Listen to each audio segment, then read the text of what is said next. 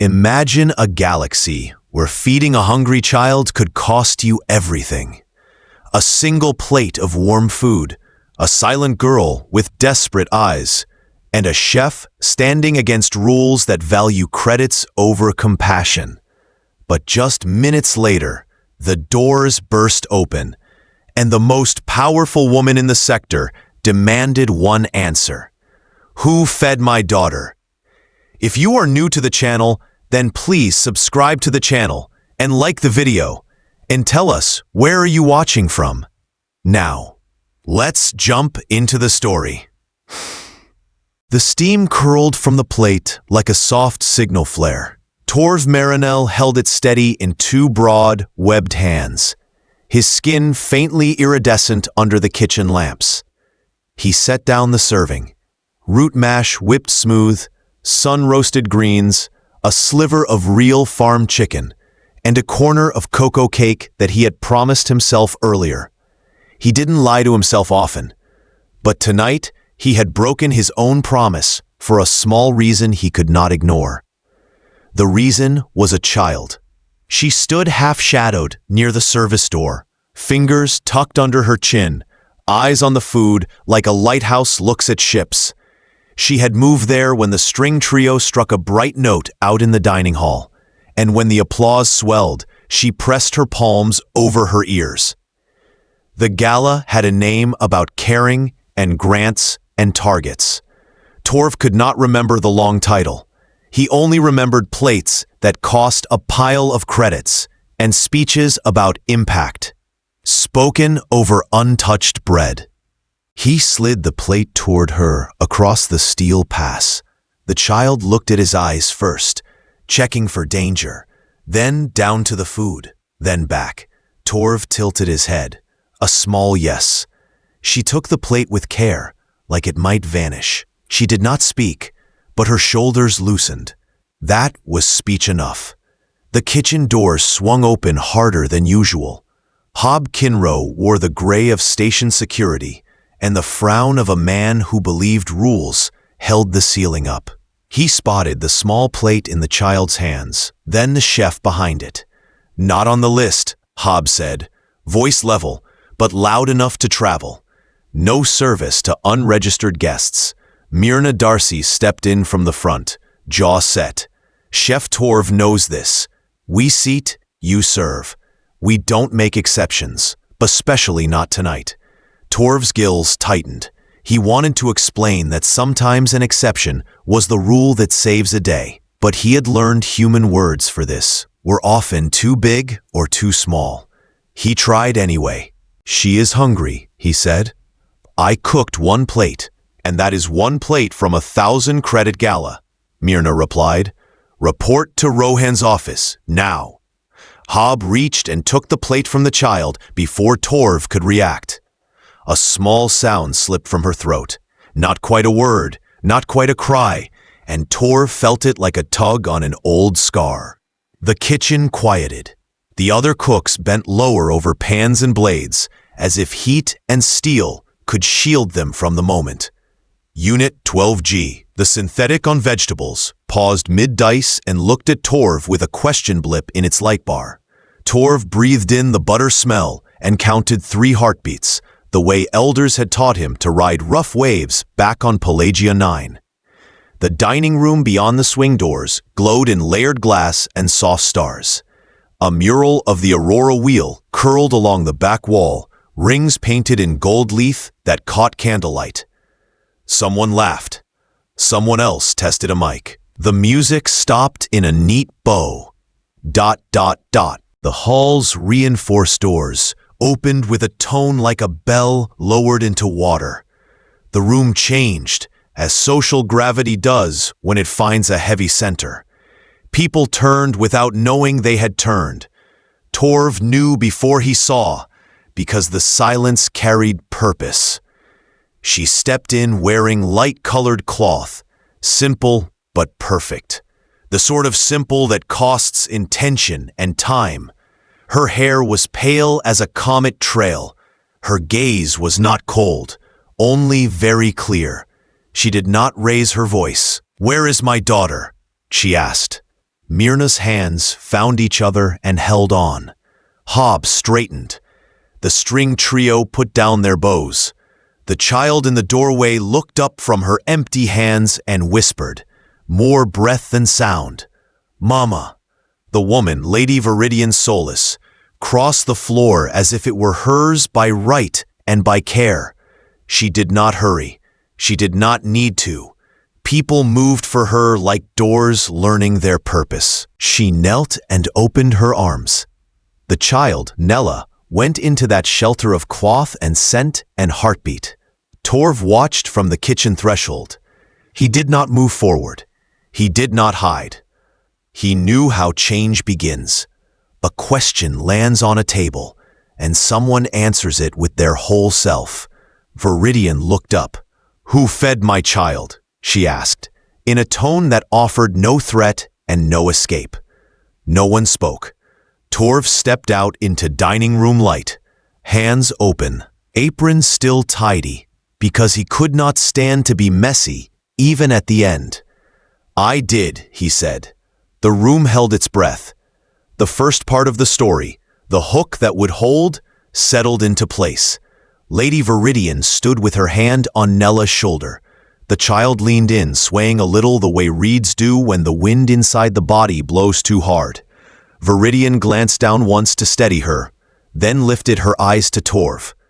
"Why did you feed her?" she asked. Torv could have spoken of Pelagia 9, of the tide markets where he learned to barter spice for smiles. He could have spoken of the old code, never send a hungry one away, even if all you have is a scrap. Instead, he kept it simple. "She looked at the food like it could save her," he said, "and she looked at me like I could say yes." A quiet moved through the space, like a warm draft. Not approval, not yet, but listening. Viridian's voice softened. "Nella often slips away when the room is loud. She needs quiet to feel safe. She does not use many words when she is overwhelmed. Today, she wandered, and someone called her unregistered." Myrna's face went pale. Hob's jaw set even tighter, and he shifted his weight from one foot to the other. Viridian's gaze slid to Myrna and Hob without heat. "Both of you carried out what you believe to be duty," she said. "I do not despise duty. I only ask whom it serves." Then she looked back at Torv. "You chose to serve the smallest person in the room."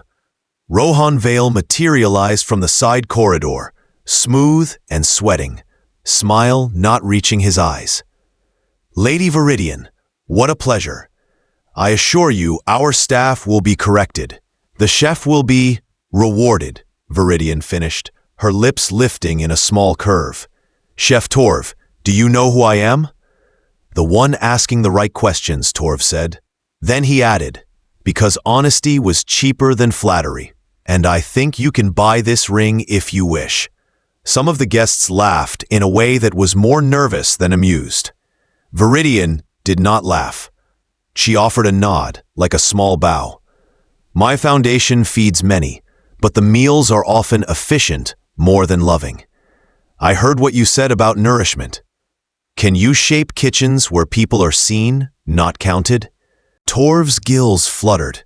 "I can try," he said, "but I have 12 plates on the board, and they were promised." Viridian's eyes brightened by a fraction. "You will finish your shift," she agreed. "Then we will talk. Mr. Vale, settle every wage owed this chef at 10 times the agreed rate, retroactive.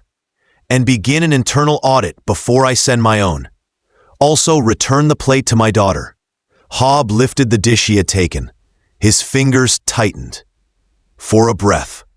He looked like a boy who had been told to hand back a toy in front of a crowd. He stepped to Nella. "I am sorry," he said. He meant it. She accepted the plate shyly and held it close as if heat could be stored in hands. Myrna found her voice. "Lady Viridian, I have kept this place running for years. The rules." "Kept it running," Viridian echoed. "Now we will test whether they can help it live." She turned to Torv. You spoke of difference between food and nourishment. Torv glanced toward the kitchen doors. His team waited like held breath. He faced the diners.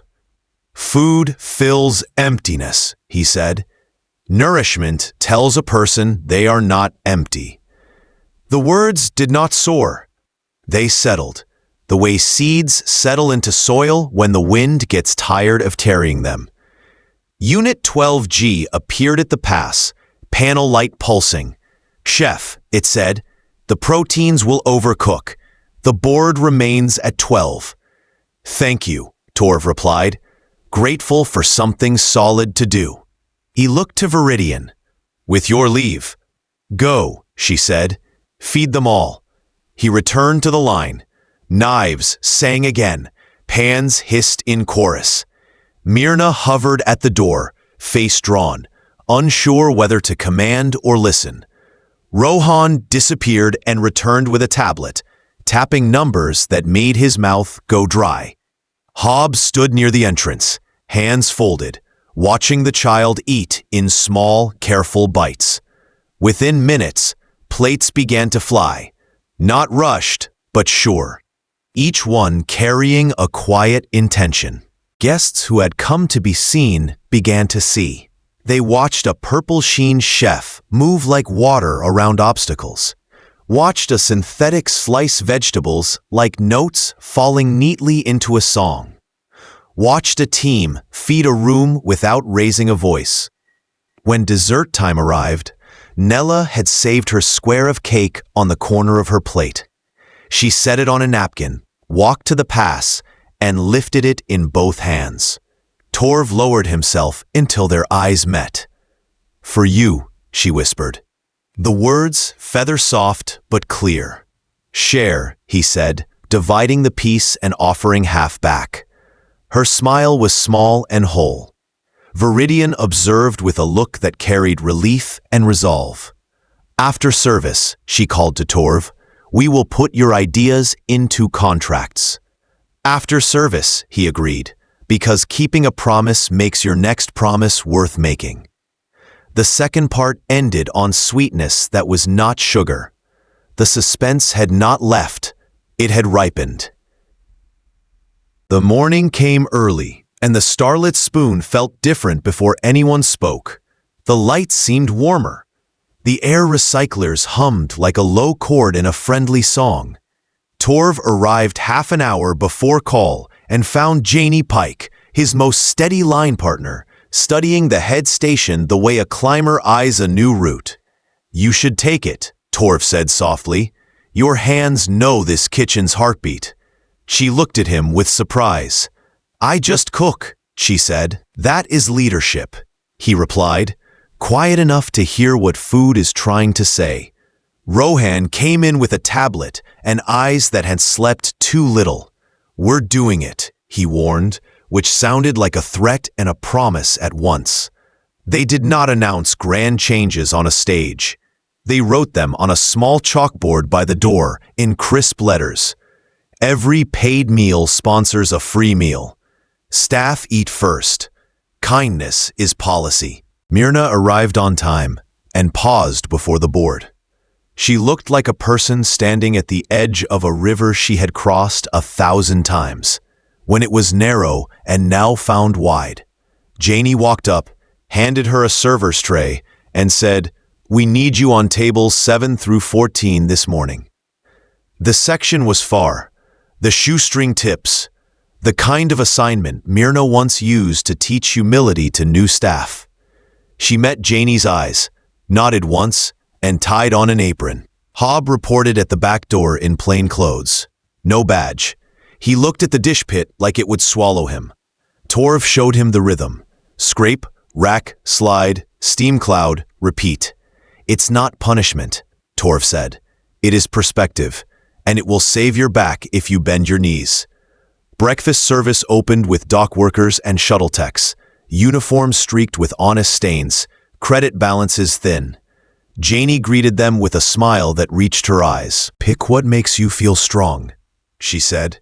And when one of them hesitated, she added, No questions asked. Someone already paid for you. Maybe return the favor when you can. Unit 12G kept its blades clean and its voice even. This unit requests equal pay, it said, while slicing a green ribbon of herbs. It does not require currency, but fairness produces better data. Rohan blinked, then checked the tablet. Done, he said, to his own surprise.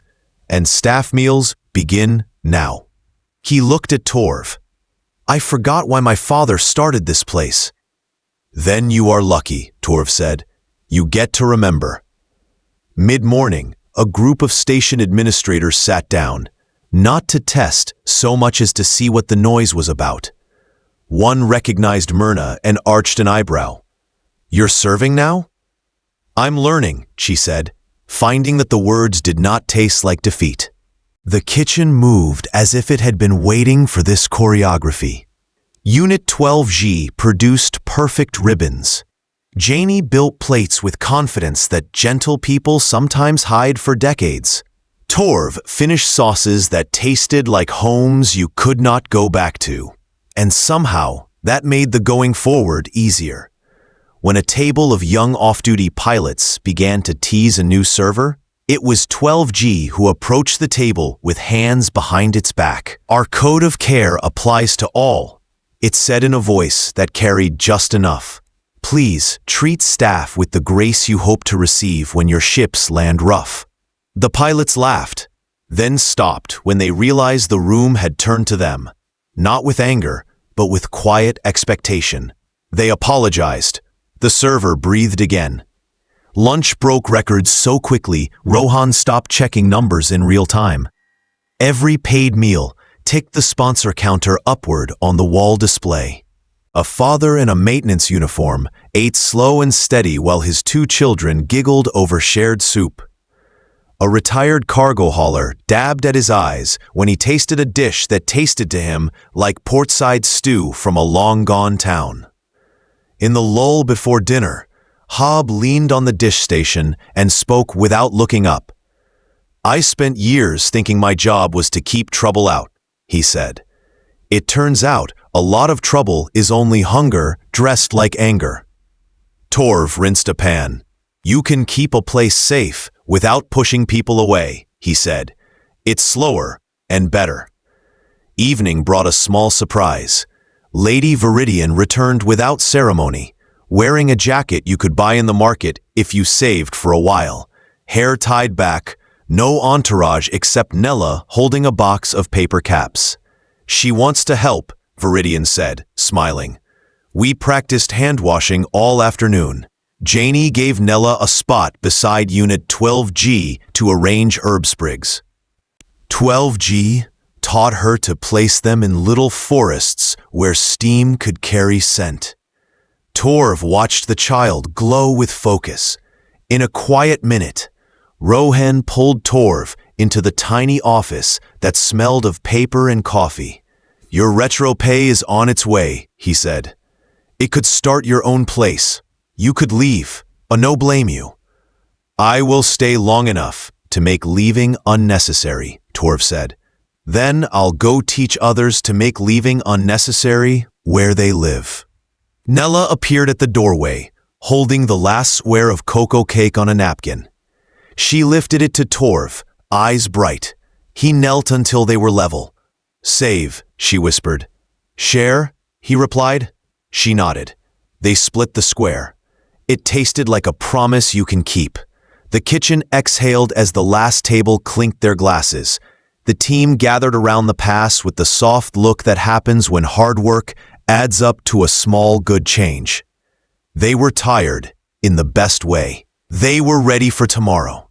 The next morning began with a brief meeting that changed the restaurant from a point on a map into a seed.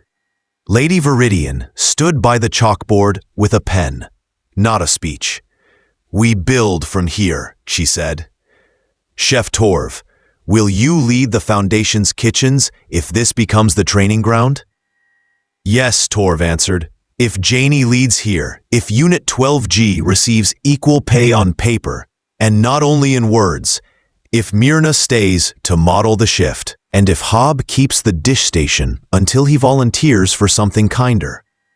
A smile eased across Viridian's face. Agreed, she said. Rohan, will fund the sponsor board and staff meals. In return, you will open your books and your mind. Rohan nodded with the look of a man relearning how to stand tall without stepping on anyone. I will, he said. Days turned into a warm stream of small proof. The sponsor board ticked up and up. Guests began to slip extra credits into the fund without asking for their name on a plaque. A quiet culture gathered. Servers checked on cooks, cooks checked on dish checked on servers, and managers learned to ask, "What do you need?" before what went wrong. News traveled the way good smells do, down corridors and into lives. A miner from Belt Station 6 messaged that her crew wanted a pilot kitchen. A school on the lunar rim sent a drawing of kids passing bowls at long tables. A clinic on Delta Pier offered to host a weekly soup hour. 3 months later, Torv stood under low ceilings at a mining outpost where the air tasted of iron and hope. He taught former inmates how to coax tender flavors from tough roots, how to salt by listening, how to plate. Janie visited to teach sauces that hug rather than shout. Unit 12G streamed a class on knife safety that made teenagers actually pay attention. Myrna mentored a manager who thought control was the same as care and learned how to explain the difference without shame. A year later, a soft-spoken child stood at a council hearing and talked about quiet rooms near cafeterias, about lights that do not buzz, about how a bowl of warm mash, given without fuss, can help a person hear their own voice again. Her name was not the headline. It did not need to be. Back on the Aurora wheel, the starlit spoon kept feeding without making a show. The sponsor board sometimes hit zero and then filled again, like tides do when the moon has a word with the sea. Hob moved from dish to prep to the door, not as a guard, but as a greeter. He kept his hands open. Myrna trained new leads to treat their teams like people, not pieces. Rohan learned to say thank you and mean it. One evening, when the station lights dimmed to rest the eyes of all who looked long and worked hard, Nella came to the kitchen holding a folded sheet. She placed it on the pass and pushed it gently toward Torv. The paper opened to a drawing made with careful lines. A round bowl in the center, 4 different hands reaching in, not taking, but helping to hold it steady. Beneath it, in small letters, she had written, "We share." Torv felt the quiet shake in his chest that told him he was exactly where he should be. "May I use this?" he asked. Nella nodded and touched the bowl shape with one finger. "For everyone."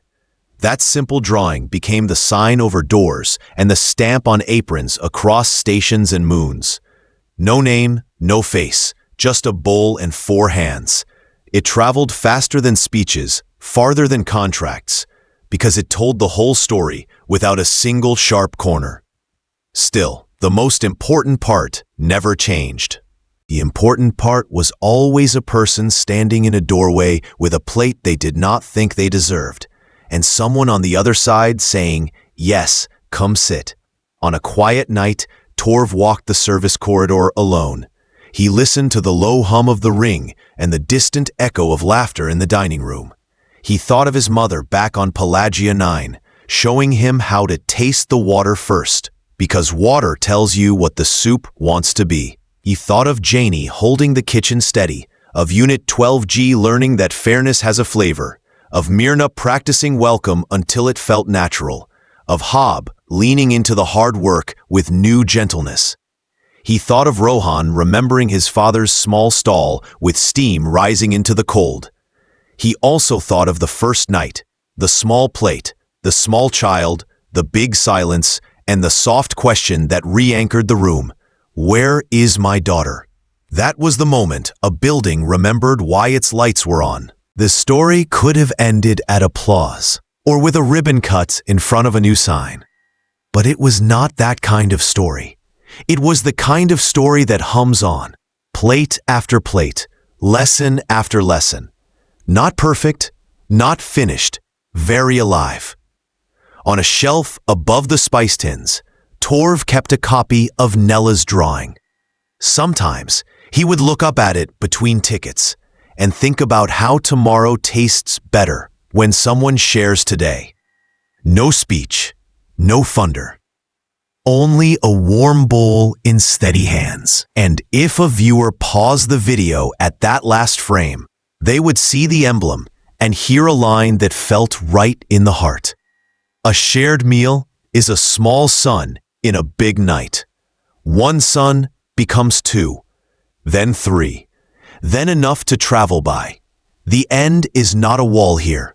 It is a doorway. And on the other side of it, somewhere not far at all, another kitchen turns on its lights.